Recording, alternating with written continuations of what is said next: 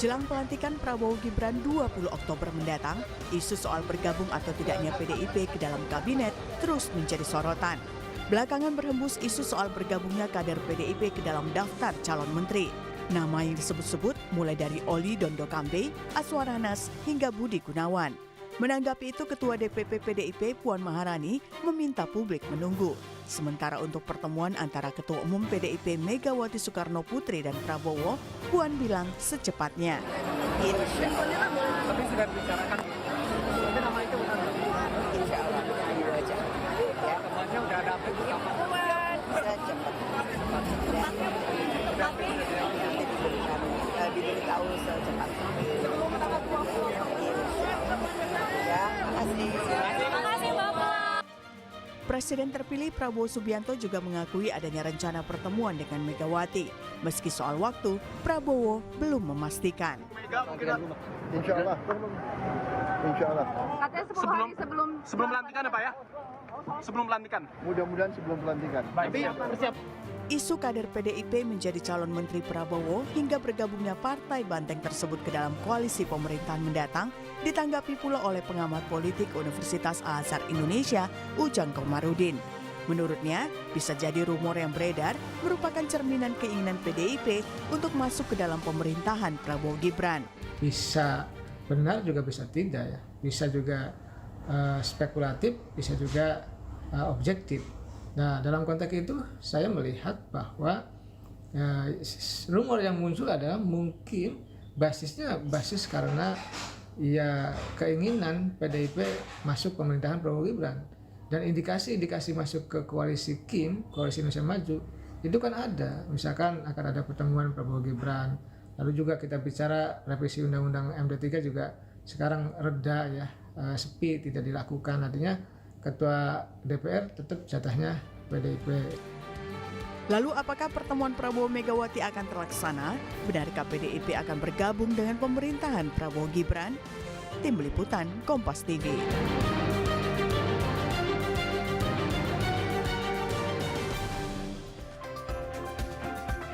Saudara, jelang pelantikan Prabowo Gibran 20 Oktober mendatang, isu soal bergabungnya atau tidaknya PDI Perjuangan ke dalam kabinet terus menjadi sorotan. Dan belakangan, saudara, berhembus pula isu soal nama kader PDI Perjuangan, ada Aswar Anas dan juga bahkan Budi Gunawan masuk ke dalam daftar calon menteri Kabinet Prabowo Gibran. Benarkah ini jadi indikasi segera ada pertemuan Prabowo Mega yang mungkin saja bisa diartikan bergabungnya PDI Perjuangan ke pemerintahan Prabowo Gibran? Kita bahas di pagi hari ini soal ini bersama dengan sejumlah narasumber. Ada Wakil Ketua Umum Partai Golkar, Pak Nurdin Halid yang nanti akan bergabung. Kemudian juga ada melalui sambungan daring, ada politisi PDI Perjuangan, Mas Aryo Seno Bagaskoro. Selamat pagi Mas Seno, apa kabar? Selamat pagi Mbak Disti. Kemudian juga ada pengamat politik dari Universitas Al-Azhar Indonesia, Kang Ujang Komarudin yang sudah hadir ke studio. Selamat pagi, Assalamualaikum Kang Ujang. Selamat pagi, Waalaikumsalam Mbak Disti, Iya. Mas Eno. Makin ngeri-ngeri sedap lah ya istilahnya nih, karena sebelum pelantikan katanya Bu Mega dan juga Pak Prabowo ini akan bertemu. Jadi masih ada 1 pekan ini dan pekan depan waktunya. Sudah adakah pembahasan di internal PDI Perjuangan soal pertemuan antara Bu Mega dan Pak Prabowo ini, Mas Seno? Ya, kalau bicara mengenai jadwal, tentu yang paling mengerti momentum yang paling tepat adalah Bu Mega dan Pak Prabowo. Beliau berdua ini tokoh-tokoh bangsa yang sudah mengarungi arus politik yang bermacam-macam di Republik ini di masa pemerintahan kita membangun demokrasi sebelum reformasi hingga kemudian pasca reformasi berkontestasi maupun berkoalisi dalam tanda kutip, itu sudah pernah dilalui oleh beliau berdua. Artinya momentum dan timing yang terbaik beliau berdua yang pasti akan tahu kapan itu terjadi.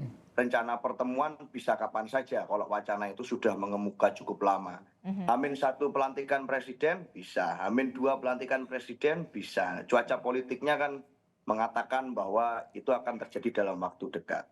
Tetapi kalau bicara dari internal PDI Perjuangan, saya rasa dalam konteks memaknai pertemuan yang sangat baik ini kita semua satu suara bahwa ini adalah sesuatu yang baik, sesuatu yang bisa menyamakan spektrum pemikiran tentang berbagai concern dan menyadari bahwa memang ada peran masing-masing dalam konteks ketua umum partai, satu ketua umum partai pemenang pileg, satu lagi ketua umum partai pemenang pilpres, sehingga dalam konteks pasca pemilu menjadi penting pertemuan ini terjadi untuk membicarakan hal-hal yang sifatnya high konteks politik, bukan sekedar politik transaksional, bukan sekedar politik pragmatis, bukan sekedar persoalan masuk atau tidak di dalam pemerintahan. Saya rasa itu, Mbak Disti. Oke, menarik sekali, bukan hanya soal politik transaksional, pragmatis, dan juga tadi bisa H-1 atau H-2, berarti mendekati pelantikan Pak Prabowo baru ada pertemuan. Nah, yang kemudian menarik, yang kemudian menarik juga kan biasanya nih Bu Mega ini akan memasak nasi goreng, gitu kan?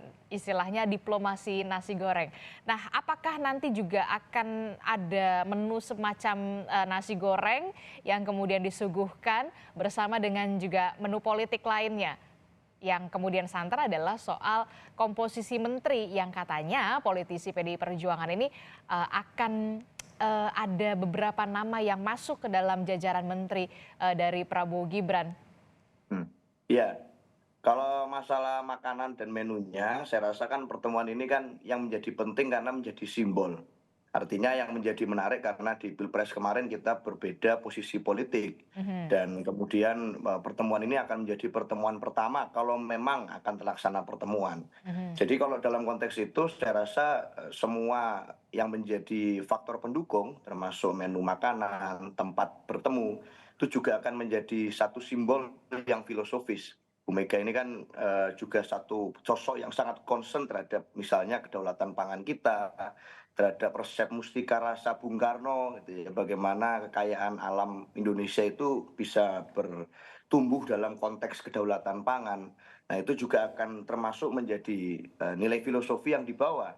Misalnya dalam konteks kebijakan pemerintah pada saat PDI Perjuangan di dalam pemerintahan Pak Jokowi kemarin, meskipun kita di dalam pemerintah, tetapi jika pemerintahan melakukan kebijakan yang tidak pro rakyat, misalnya melakukan kebijakan impor beras kemarin, itu juga pernah kita kritik dengan sangat keras oleh PDI Perjuangan bahwa negara agraris seperti kita selanjutnya tidak melakukan impor beras. Nah, memang nanti makanan pendukung dari pertemuan itu juga harusnya menjadi simbol bagaimana harapan kita tentang yang akan dibangun ke depan itu dipimpin dengan visi yang jelas, dipimpin dengan perencanaan yang baik, dipimpin dengan landasan yang jelas, sehingga semua faktor pendukung pertemuannya juga akan membawa pesan itu dalam konteks makanan. Nah, dalam konteks Menteri, Mbak Adisti, saya rasa sekali lagi harus saya sampaikan bahwa memang sampai hari ini bahkan saya dan teman-teman di internal tidak ada yang mendengar dan tidak ada arahan apapun. Masa belum ada yang dengar? Mempersiapkan nama-nama.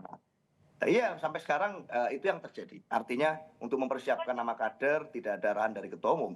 Jadi selama itu belum ada arahan dari ketua umum untuk kemudian bicara seperti itu, tentu saja dalam konteks ini kita kalau bicara masuk atau tidak saya bawa. ya, itu menunggu mekanisme kongres.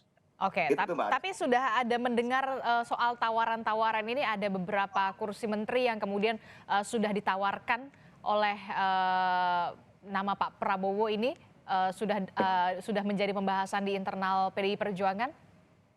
Yang pasti adalah fokus PDI Perjuangan saat ini bicara tentang bagaimana kita bisa memenangkan pilkada di banyak daerah. Di situ kita juga menunjukkan suatu ekspresi politik bahwa kita berani kok mengambil langkah sebagai partai kader dan mengajukan kader sendiri di banyak tempat yang merupakan etalase politik, yang lain melakukan politik mainstream.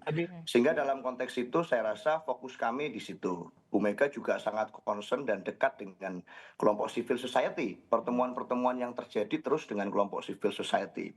Kemarin beberapa hari yang lalu bertemu dan mengikuti konser Mas Butet Kertarejasa. Kemarin juga baru dari Malang melayat Romo Beni Susetyo. Sehingga dalam konteks itu menjalin hubungan dengan civil society menjadi concern yang intim yang kami lakukan akhir-akhir ini. Maka persiapan terkait dengan yang lain-lain saya rasa tetap PDI Perjuangan adalah partai kolektif dan harus mengikuti mekanisme aturan kita. Aturannya di mana masuk atau enggak di dalam pemerintahan. Saya rasa nanti selain bicara ketua umum juga harus ada mekanisme kongres. Itu Mbak Disti. Oke, kita akan tunggu nanti.